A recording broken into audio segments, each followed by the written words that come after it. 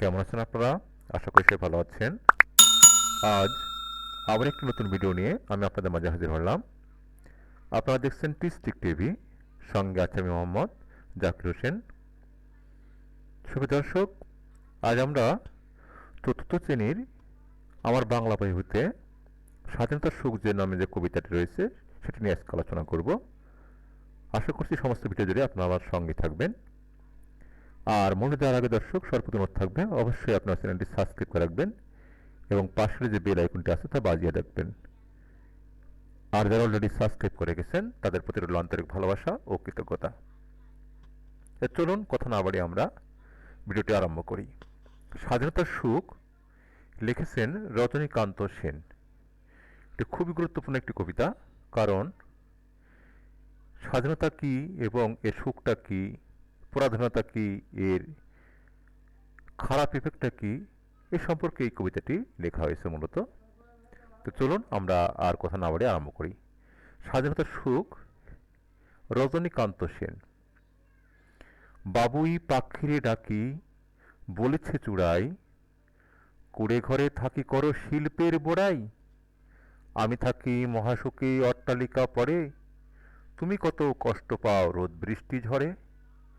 বাবুই হাসিয়া কহে সন্দেহ কি তায়, কষ্ট পাই তবু থাকি নিজের বাসায়।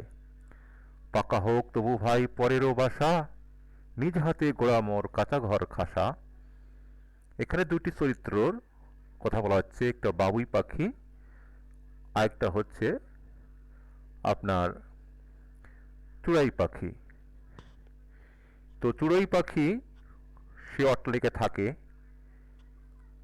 সে অন্যের বাসায়, রেডিমেড বাসায় থাকে, তার অনেক সুখ।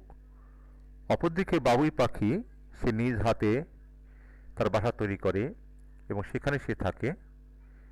সেখান থেকে রোদ বৃষ্টি ঝড় প্রভৃতি প্রাকৃতিক দুর্যোগ তাকে আঘাত করে, তারপরে সে সেখানে সুখী।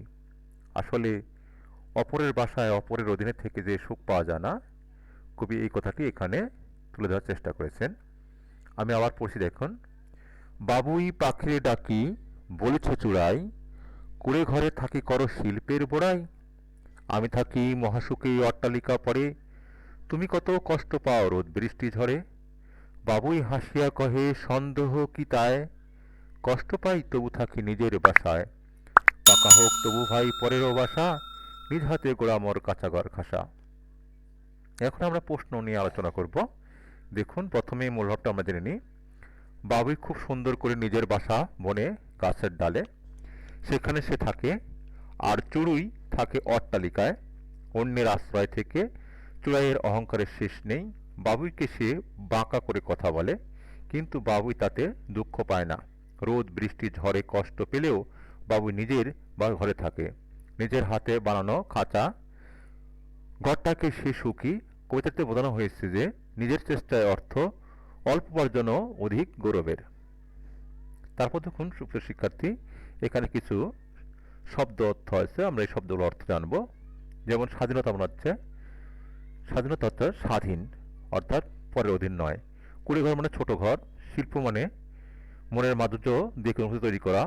অট্টালিকা পাকা ঘর। খাসা মানে হচ্ছে একেবারে খাঁটি।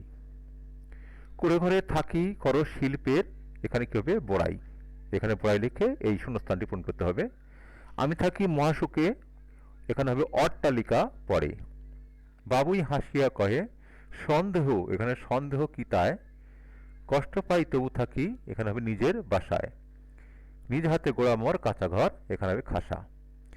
তারপরে আমরা কিছু বিপরীত শব্দ দেখব, যেমন সুখ, দুঃখ, কষ্ট, শান্তি, পাকা, কাঁচা, স্বাধীনতা, পরাধীনতা, খাসা, অখাসা। বিপরীত মানে উল্টোটা একেবারেই সুপ্রিয় শিক্ষার্থী। তো সুখ কি হবে, সুখের দুঃখ।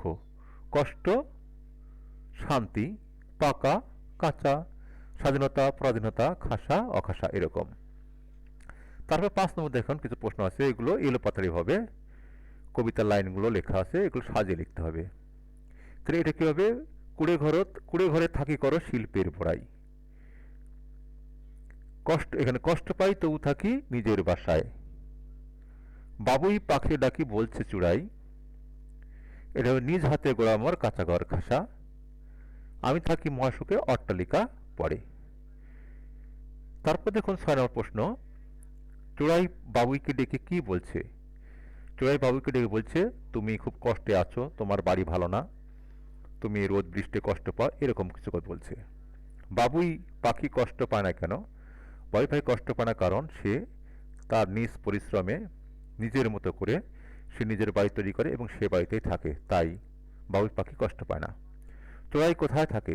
চোরাই সাধারণত থাকে অট্টালিকা অর্থাৎ মানুষের যেখানে বাড়ি তৈরি করে সেই বাড়ির ফাঁক ফোকর সে বাসা তৈরি করে থাকে। কার ঘরটি খাসা? বাবুই পাখির ঘরটি খাসা। কষ্ট পেলেও বাবুইয়ের মনে দুঃখ নেই কেন? এই কথা যে কষ্ট পেলেও বাবুই পাখির মনে দুঃখ নেই কারণ সে নিজ পরিশ্রমে নিজের চেষ্টায় নিজের বাড়িতে থাকে অর্থাৎ নিজের বাসা থাকে, তাই তার কোনো কষ্ট নেই। কবিতাটি থেকে কি শিখলাম তা নিয়ে 5টি বাক্য লিখে এখানে মূল বাহুতে 5টি বাক্য আপনারা লিখবেন। সুপ্রিয় শিক্ষার্থী, আশা করছি আপনারা কবিতাটির সারমর্ম, কবিতাটির প্রশ্ন এবং কবিতাটির সার্বিক ভাষা আপনারা বুঝতে পেরেছেন। তারপরে বুঝতে গিয়ে যদি কোনো সমস্যা হয়ে থাকে তাহলে আপনারা কমেন্ট বক্সে লিখতে পারেন, আমি আশা করছি আপনাদেরকে উত্তর দেওয়ার চেষ্টা করব। আজকের মতো এখানেই বিদায় নিচ্ছি সুপ্রিয় শিক্ষার্থী, আবার দেখা হচ্ছে অন্য কোনো ভিডিওতে। ভিডিওটি ভালো লেগে থাকে অবশ্যই লাইক করবেন, কমেন্ট করবেন এবং বন্ধুদের মধ্যে শেয়ার করবেন, এই প্রত্যাশায় রেখে আজকের মতো বিদায় নিলাম। আল্লাহ হাফিজ।